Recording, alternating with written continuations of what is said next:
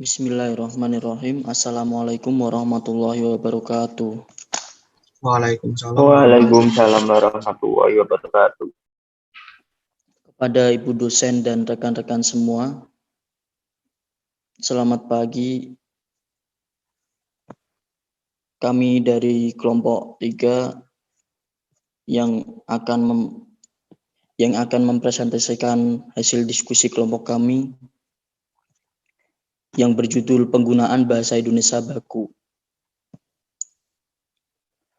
Sebelum saya mulai presentasi pada pagi hari ini, izinkan saya untuk memperkenalkan anggota kelompok kami, kelompok 3.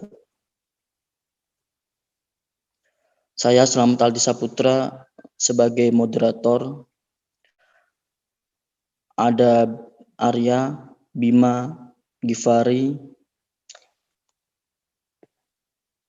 ada juga Mahdi, Rizal, Riza Asih, Salsabila, Siti Latifah, Tia Raisa, Unsha, dan Willy Rian. Baik, langsung saja kita mulai diskusi pada pagi hari ini yang berjudul Penggunaan Bahasa Indonesia Baku.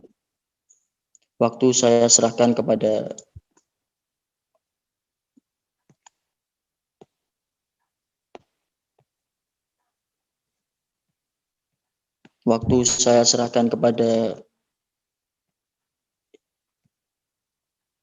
Mas Arya. Pengertian bahasa baku. Bahasa baku ialah jenis bahasa yang menggambarkan keseragaman dalam bentuk dan fungsi bahasa. Menurut ahli linguistik Einar Heugen, ia dikatakan sebagai logat yang paling betul bagi sesuatu bahasa.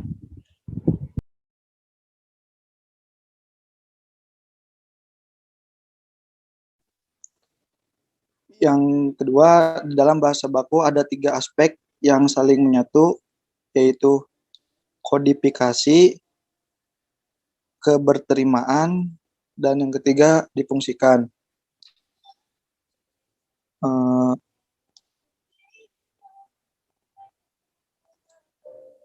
Kodifikasi yaitu terjemahan dari codification. Dalam bahasa Inggris, kodifikasi diartikan sebagai hal memberlakukan suatu kode atau aturan kebahasaan untuk dijadikan norma di dalam berbahasa. Norma-norma kebahasaan itu berupa pedoman tata bahasa, ejaan, kamus, lafal, dan istilah. Yang kedua, keberterimaan. Bahasa baku atau bahasa standar itu harus diterima atau berterima bagi masyarakat penerima sebagai kelanjutan kodifikasi bahan baku. Dengan penerimaan ini, bahasa baku mempunyai kekuatan untuk mempersatukan dan menyimbolkan masyarakat bahasa baku. Yang ketiga, difungsikan. Bahasa baku itu difungsikan atau dipakai sebagai model atau acuan oleh masyarakat secara luas. Acuan itu dijadikan ukuran yang disepakati secara umum tentang kode bahasa dan kode pemakaian bahasa di dalam situasi tertentu atau pemakaian bahasa tertentu.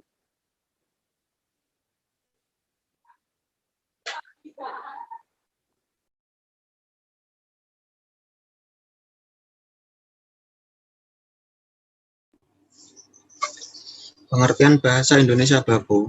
Bahasa Indonesia baku adalah salah satu ragam bahasa Indonesia yang bentuk bahasanya telah dikodifikasi, diterima, dan difungsikan atau dipakai sebagai model oleh masyarakat Indonesia secara luas. Contoh pada Undang-Undang Dasar. Undang-Undang Dasar 1945, pembukaan bahwa sesungguhnya kemerdekaan itu ialah hak segala bangsa, dan oleh sebab itu maka penjajahan di atas dunia harus dihapuskan, karena tidak sesuai dengan peri kemanusiaan dan peri keadilan. Dari beberapa kalimat dalam undang-undang tersebut menunjukkan bahasa baku dan merupakan pemakaian bahasa secara baik dan benar. Ciri-ciri bahasa Indonesia baku sebagai berikut. Pelafalan sebagai bagian fonologi bahasa Indonesia baku adalah pelafalan yang relatif bebas atau sedikit diwarnai bahasa daerah atau dialek. Misal kata keterampilan diucapkan keterampilan, bukan keterampilan. Bentuk kata yang berawal me dan ber dan lain-lain sebagai bagian morfologi bahasa Indonesia baku ditulis atau diucapkan secara jelas dan tetap di dalam kata. Misal, banjir menyerang kampung yang banyak penduduknya itu. Kuliah sudah berjalan dengan baik. Konjungsi sebagai bagian morfologi bahasa Indonesia baku ditulis secara jelas dan tetap di dalam kalimat. Misal, sampai dengan hari ini ia tidak percaya kepada siapapun karena semua dianggap penipu. Partikel ka, la, dan pun sebagai bagian morfologi bahasa Indonesia baku ditulis secara jelas dan tetap di dalam kalimat. Misal, bacalah buku itu sampai selesai. Bagaimanakah cara kita memperbaiki kesalahan diri? Bagaimanapun kita harus menerima perubahan itu dengan lapang dada.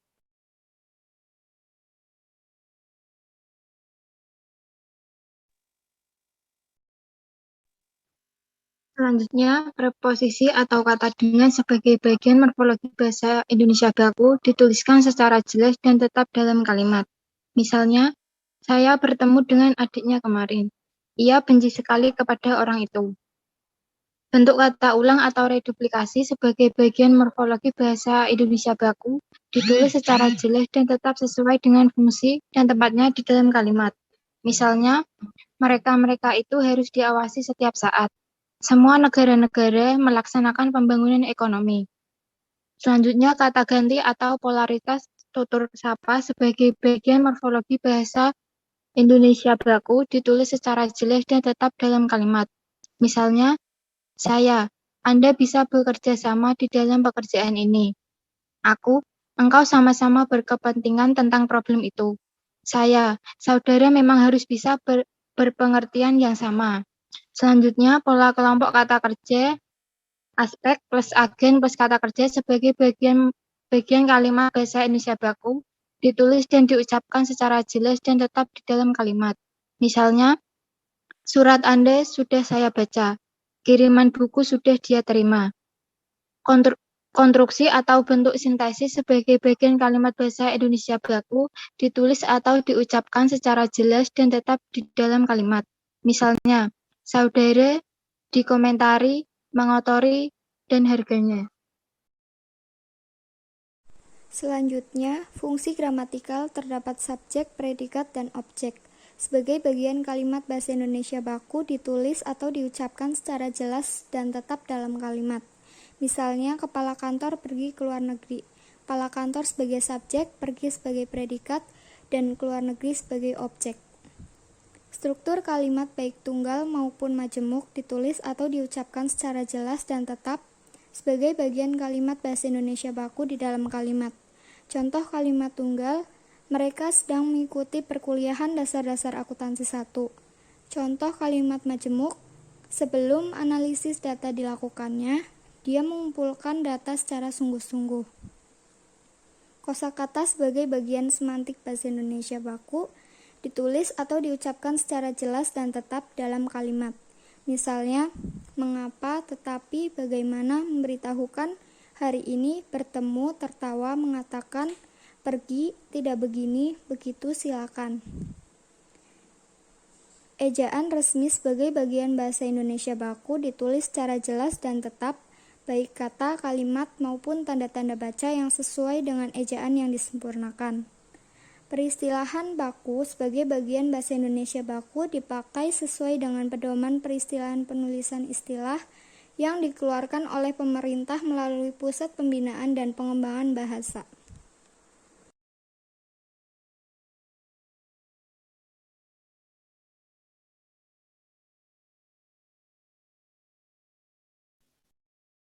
Fungsi bahasa Indonesia baku. Secara umum, fungsi bahasa Indonesia pertama, ini akan tumbuh bahasa daerah. Jika akan menggunakan bahasa daerah, akhirnya juga dapat berkomunikasi masyarakat di daerah.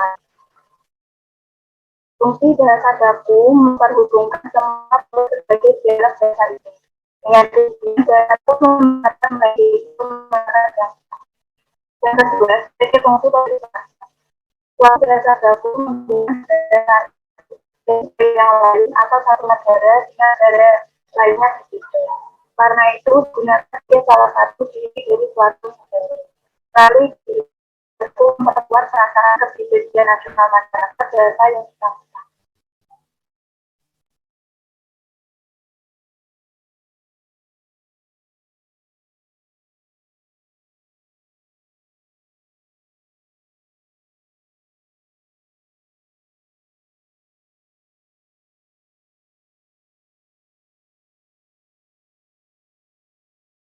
Yang ketiga yaitu fungsi pembawaan kewibawaan. Pemilikan bahasa baku membawa serta wibawa atau prestise. Fungsi pembawa wibawa bersangkutan dengan usaha mencapai kesederajatan dengan peradaban lain yang dikagumi lewat pemerolehan baku sendiri. Penutur atau pembicara masyarakat yang mahir berbahasa Indonesia dengan baik dan benar memperoleh wibawa di mata orang lain. Yang keempat yaitu sebagai fungsi kerangka acuan. Sebagai kerangka acuan bagi pemakaian bahasa dengan adanya norma dan kaidah yang dikodifikasi yang jelas, norma dan kaidah itu menjadi tolak ukur bagi benar tindaknya pemakaian bahasa seseorang atau golongan.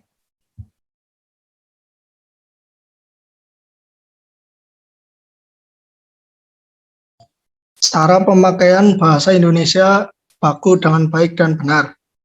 Pemakaian bahasa Indonesia baku dengan baik dan benar adalah pemakaian bahasa yang sesuai dengan fungsi dan ciri kode bahasa Indonesia baku. Pemakaian bahasa Indonesia non-baku dengan baik dan benar adalah pemakaian bahasa yang sesuai dengan fungsi dan ciri kode bahasa Indonesia non-baku. Konsep baik dan benar dalam pemakaian bahasa Indonesia baku, baik baku maupun non-baku saling mendukung, saling berkaitan. Konsep yang benar adalah pemakaian bahasa yang baik harus juga merupakan pemakaian bahasa yang benar.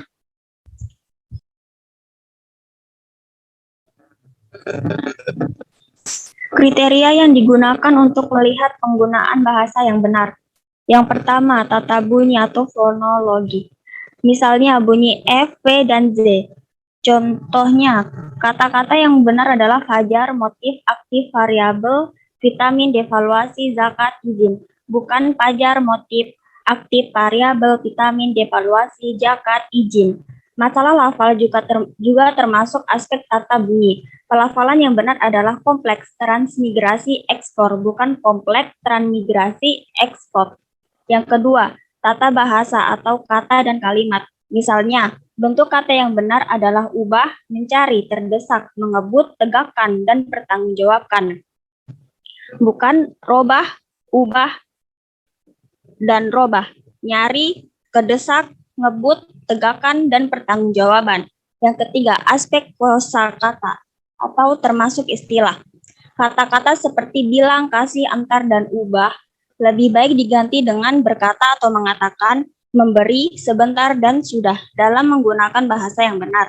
Dalam peristilahan, istilah dampak atau impact, bandar udara, keluaran atau output dipilih sebagai istilah yang benar daripada istilah pengaruh, pelabuhan udara, hasil.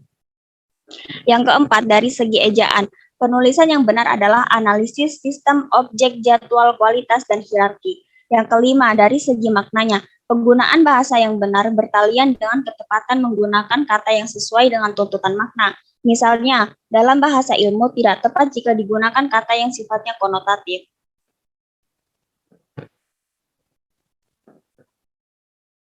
Baik, demikian hasil pemaparan materi dari kelompok kami. Kurang lebihnya kami mohon maaf. Sebelumnya barangkali ada pertanyaan yang mau ditanyakan. Saya buka dua sesi pertanyaan. Untuk sesi pertama saya buka untuk 3 orang penanya dan sesi kedua saya buka untuk 3 orang penanya. Sekian dari kelompok kami, kurang lebihnya kami mohon maaf yang sebesar-besarnya. Wassalamualaikum warahmatullahi wabarakatuh. Waalaikumsalam warahmatullahi wabarakatuh. Waalaikumsalam warahmatullahi wabarakatuh.